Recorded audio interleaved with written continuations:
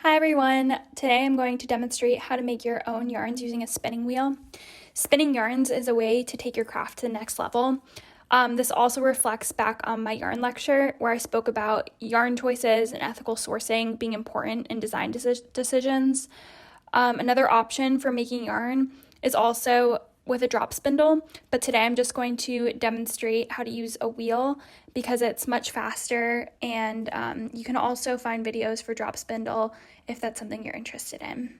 I'm using a single treadle spinning wheel that was gifted to me, so I don't know that much about its history, but you can find used spinning wheels online, and Pepe also has two available that you can use. To get started, you place the bobbin onto the flyer, and this process may be a little different depending on the spinning wheel that you're using. But here you insert the flyer into your mother of all and connect the bobbin with the wheel using this. For me, it's plastic, but for some people, it could be a yarn instead. And then you use a scrap of yarn. I already have mine attached, but you can use a slip knot to attach this yarn onto the bobbin. And you need to make sure that this is tight enough so that when you start spinning, it doesn't slip, because then you won't be able to connect your fibers to it if it does slip. So you wrap your scrap of yarn around the hooks here, and then on the flyer, and use either like a crochet hook. I actually lost the part I would use to pull through the yarn, so I'm just using a paper clip that can work too. And where you spin, when you spin, you need roving, which can be from almost any fiber type I talked about. You could use flax, silk. I'm actually going to use alpaca today, which came from a farm in the Hudson Valley. And what's interesting about this wool specifically is it has VM, vegetative matter, in it. And I think it's interesting to include that when you're spinning your yarn, because it shows that the animal had a good life, that it was able to live and wasn't restrained and enjoy the nature around it. So then you can either pre-draft or draft while you spin. I choose to draft while I spin, and this is where you thin out the fibers to make it easier to spin. So you grab your lead yarn and you want to lay the roving onto it, and this is when you begin the wheel. So I begin by pushing the wheel to the right, so clockwise, and I use my foot on the pedal at the same time in order to engage the wheel, and this just keeps a steady pace. And obviously you can control the pace by your foot on the pedal or on the treadle. And one of the hardest parts of spinning is learning to let go. That's one thing I had a lot of trouble with at first, especially with the structure of the wool fibers. They naturally pull each other along, which is really interesting. So the more you can learn how to let go, the more beautiful I think of a yarn you can have.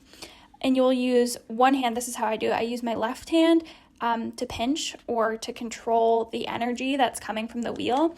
And then I use my right hand to draft. So I'm actually pulling backwards. And this technique is called a short forward draft. But there's other methods. This is the one that has worked best for me. Different fibers require different types of drafting, so you just have to play along with it and see what works best. As the yarn starts to fill up your bobbin, you want to make sure that you use different hooks, so just rotate around the hooks that you're using so that you can make sure that you're using all of the bobbin. And if your roving breaks, don't freak out. Actually just lay the roving back on the current yarn that you're working on, and the energy from the twist will actually pull the fibers back together, so you can utilize that if you're ever in a pickle. And then after you have spun this beautiful bobbin filled with yarn, you can use a tool called a Niddy Noddy. This is the tool I have.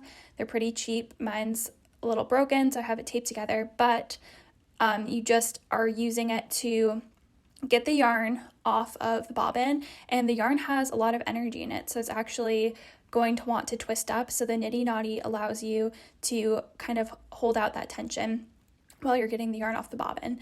And once you have it completely on the Niddy Noddy, you're actually going to take the two ends from the start and then from the finish and use those to wrap around the roving.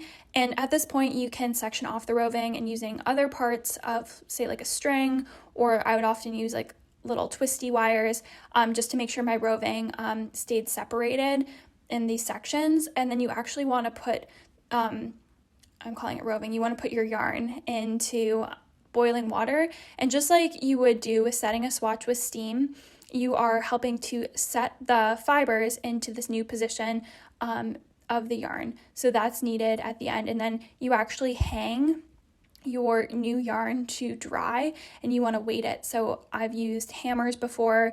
You can use different heavy objects and just make sure you attach it to the bottom of this new skein that you've just made in order to stretch out the fiber so that you can then ball it and use it in your own work.